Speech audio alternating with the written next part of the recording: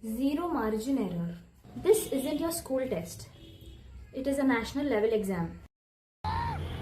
What?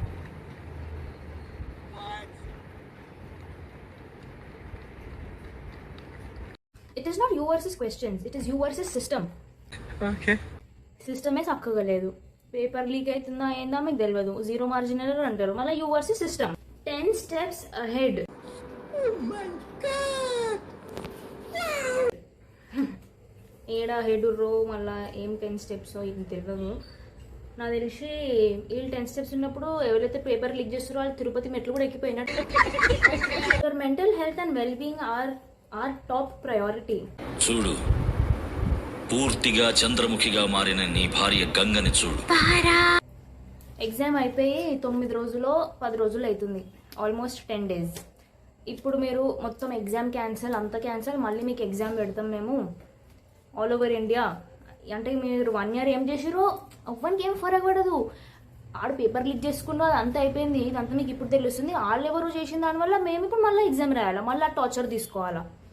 నెల ఉంటుందో 2 నెలలు ఉంటుందో ఏం తెలియదు. ఇప్పుడేమో మేము మళ్ళీ అదే లూప్లో మళ్ళా ప్రిపేర్ కావాలా. ఈ ముఖం మీద సగం పింపుల్స్, ఈ బర్రెల బాడీ ఏదైతే పెరిగిందో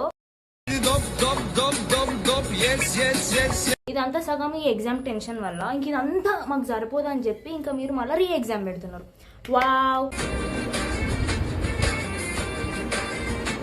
నేనేమో నా ఎగ్జామ్ అయిపోయింది, అంత అయిపోయింది, నేను రిలాక్స్ అయిపోతా, నెట్ఫ్లిక్స్ అని చిల్ అనుకున్నా. గోవా పోదాం అనుకున్నా. నేను గోవా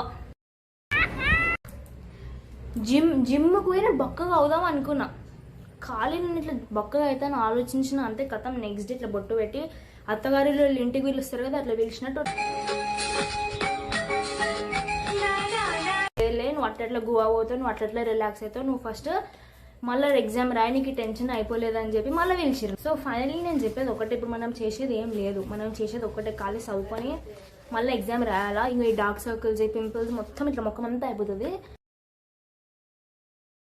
అప్పుడు NTA will be satisfied and all the best to whoever is writing this exam again, going into this loop again, and all the best NTA.